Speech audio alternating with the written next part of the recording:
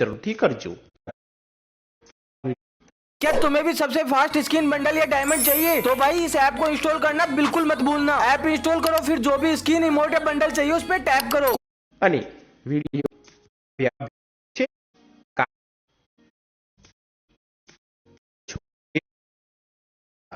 इतना लखशु सारा पुस्तकाल के नाम ढेरों चिट्ठियां आती।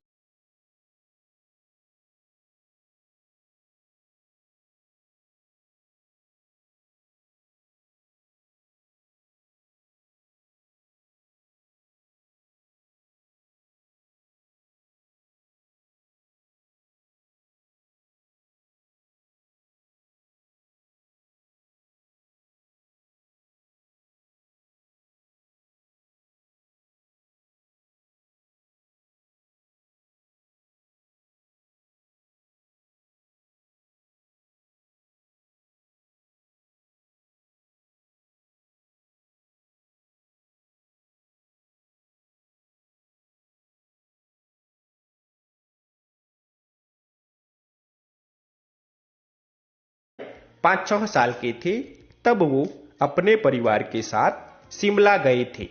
शिमला में उनके पिता श्री अंबालाल के नाम ढेरों चिट्ठियां आती थी। यह देखकर बालक विक्रम के मन में भी इच्छा हुई कि मेरे नाम भी बहुत सारी चिट्ठियां आए। इसीलिए कई लिफाफे पर अपना नाम तथा पता लिखकर डाकघर में डाल दिए। उसके बाद उनके नाम पर ढेरों चिट्ठियां आने लगी। पिताजी को इस काम के पीछे का उद्देश्य जानने की इच्छा हुई। असलियत मालूम होने पर उन्हें हंसी आई, लेकिन सफलता पाने की इच्छा जानकर अच्छा लगा। तो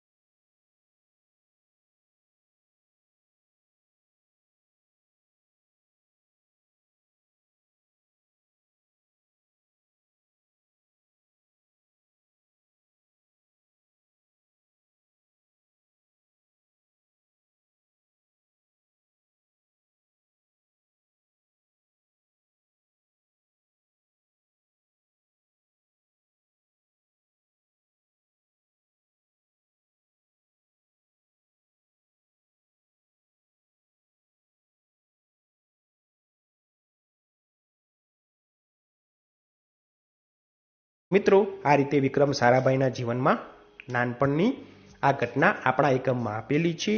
તો આ રીતે આપણે ઉત્તરને લખીશું। હવે આગળ વધીએ। પ્રશ્ન નંબર 3 જોઈએ।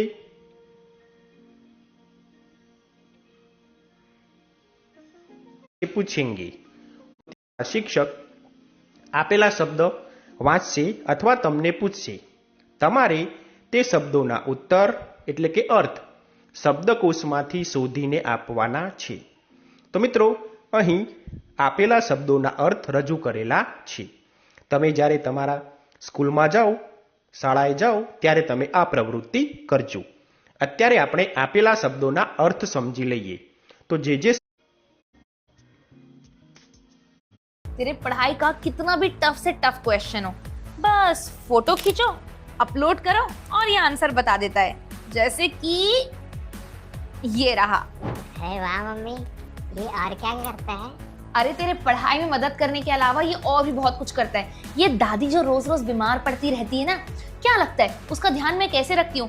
बस उनके सिम्टम्स को चैट के जरिए या फिर फोटो खींचकर परप्लेक्सिटी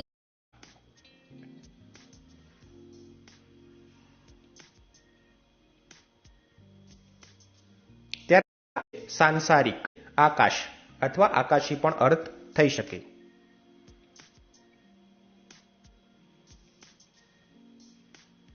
ત્યાર પછીનો શબ્દ છે પ્રયોગશાલા, જેનો અર્થ થશે वह स्थान जहां विज्ञान संबंधित प्रयोग किए. इंटरनेशनल